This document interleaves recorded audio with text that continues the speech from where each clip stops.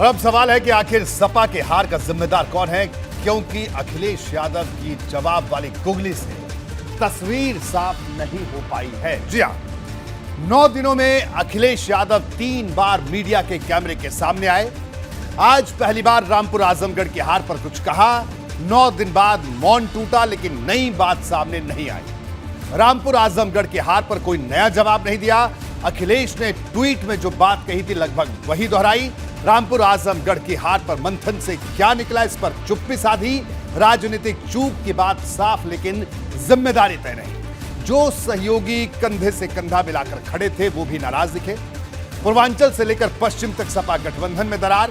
महान दल के बाद सुभासपा के भीतर भी तेवर तीखे हुए। जनवादी पार्टी सोशलिस्ट पहले ही सवाल खड़े कर चुकी है। नई चुनौती से कैसे निपटेंगे अखिलेश यादव, ये अपने आप में एक बड़ा सवाल है।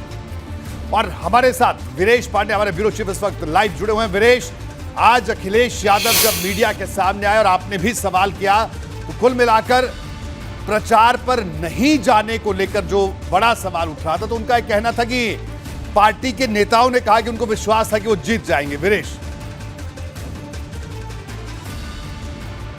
देखिए, जब अखिलेश यादव से हमने पूछा कि एक सवाल वायुमंडल में घूम रहा है, पार्टी के कार्यकर्ता, नेता और पदाधिकारी पूछने की हिम्मत नहीं कर रहे हैं और मीडिया के लोग भी जानना चाहते हैं और साथ ही विपक्ष भी जानना चाहता है कि आप रामपुर और आजमगढ़ प्रचार करने क्यों नहीं गए। बड़े ही बेबाकी से, बिना कुछ सोचे समझे अखिलेश यादव ने साफ स्पष्ट कहा कि संगठन के लोगों ने, जिला इकाई ने, पार्टी के नेताओं ने, पार्टी के समर्थकों ने ये आश्वासन दिया था कि रामपुर आजमगढ़ जाने की कोई जरूरत नहीं है, वहां विजय हमें मिलेगी ही।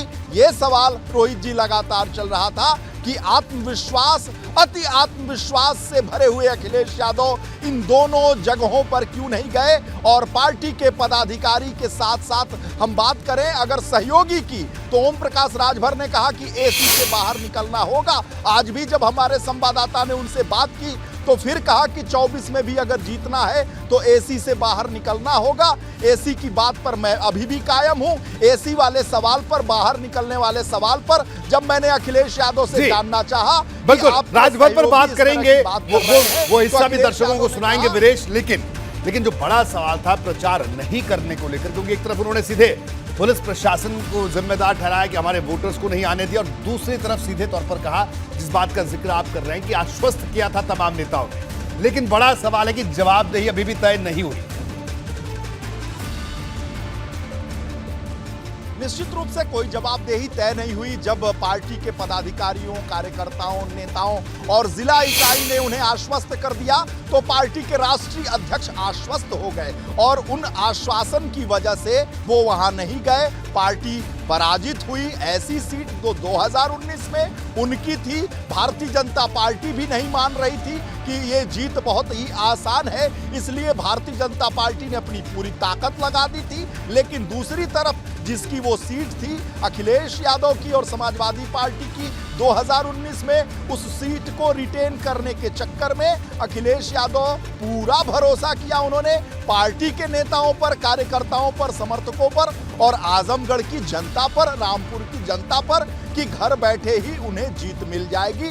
और वो आश्वस्त इस लिहाज से रहे कि सब कुछ तो ठीक ही था। जब ठीक था तो उन्होंने ठीकरा किस पर फोड़ा? प्रशासन पर फोड़ दिया, पैसे पर फोड़ दिया, धनबल पर फोड़ दिया, जनबल पर फोड़ दिया। साथ ही साथ उन्होंने फोड़ दिया कि डीएम ने धमकाया, प्रधानों को घर बैठाया, घर निकलने से रोका गया, वोट मतदान करने से रोका गया, लाठियां बरसाई गई, समर्थकों को मारा गया, पार्टी कार्यकर्ताओं को हतोत्साहित किया गया, उन्हें बूथ पर जाने से मना किया गया। लेकिन सब कुछ अगर ये है तो अगर आपने मन को समझा लिया है अखिलेश यादव जी ने कि इस वजह से शासन प्रशासन की चलती है, शासन प्रशासन के राज से वो जीत, यानी सीधे तौर पर वीरेश कहा जाए कि जवाबदेही अभी तय नहीं।